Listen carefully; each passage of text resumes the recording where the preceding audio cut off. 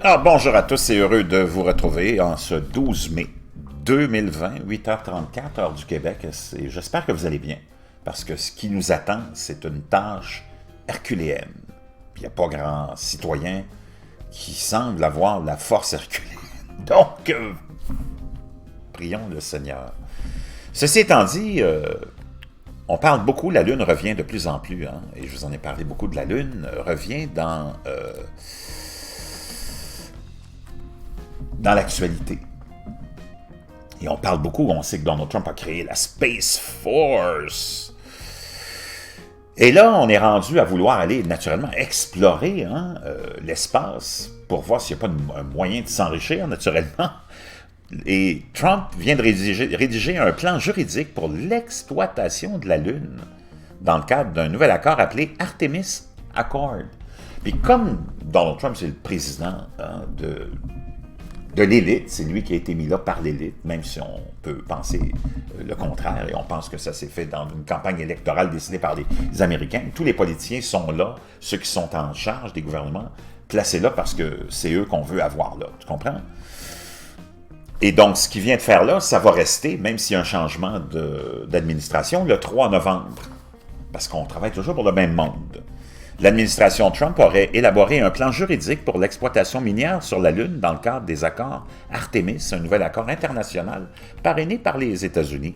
Les accords Artemis proposent des zones de sécurité qui entoureraient les futures bases lunaires pour empêcher les interférences de nations rivales ou d'entreprises opérant en proximité, selon des sources proches du pacte. L'administration Trump rédigerait, semble-t-il, un pacte qui permettrait l'exploitation minière de la Lune. Les zones de sécurité, dont la taille varie en fonction de l'opération, aideraient à la coordination, entre autres, entre d'autres groupes dans l'espace, sans revendiquer le territoire comme souverain, a déclaré une source à Reuters.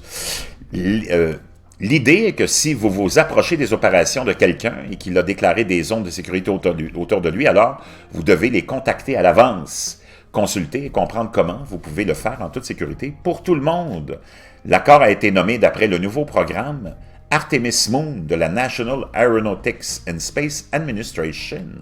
Le pacte serait le dernier effort pour recueillir le soutien du plan de la NASA pour permettre aux humains et les stations spatiales sur la Lune de permettre qu'on puisse établir des stations spatiales au cours des prochaines décennies. Il vise également à fournir une fondation en vertu du droit international pour que des entreprises détiennent les ressources qu'elles extraient, ont déclaré les sources à Reuters. Donc, les États-Unis prévoient de négocier officiellement le pacte avec le Canada, le Japon et d'autres pays européens.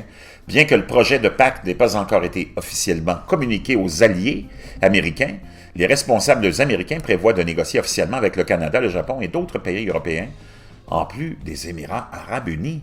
Les responsables gouvernementaux visent à s'asseoir avec des pays que l'administration Trump considère comme ayant des intérêts similaires dans l'exploitation minière de la Lune.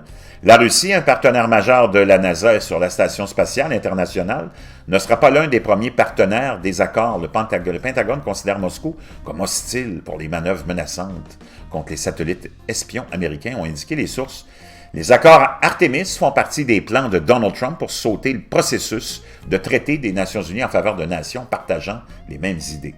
Un processus de traité prendrait trop de temps et travailler avec des pays peu intéressés par l'espace serait improductif, a déclaré à Reuters un haut responsable de l'administration Trump.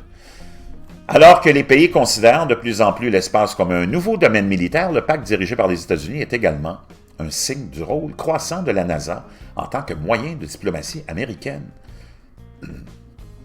Donc, le pacte ferait partie des plans de Trump pour renoncer au processus de traité des Nations unies en faveur de nations aux vues similaires. Le pacte dirigé par les États-Unis est également un moyen d'utiliser l'espace comme moyen de diplomatie américaine. Le nouveau pacte devrait ébouriffer les plumes de rivaux spatiaux comme la Chine. La NASA est tout au sujet de la science et de la technologie et de la découverte qui sont d'une importance cruciale, mais je pense que moins saillante est l'idée que la NASA est un outil de diplomatie, a déclaré l'administrateur de la NASA, Jim Bridenstine. L'important est que les pays du monde entier veulent en faire partie, et c'est l'élément du pouvoir national. Vraiment, vraiment intéressant tout ça. Je vous laisserai le lien de l'article du Sun ici dans la boîte de description.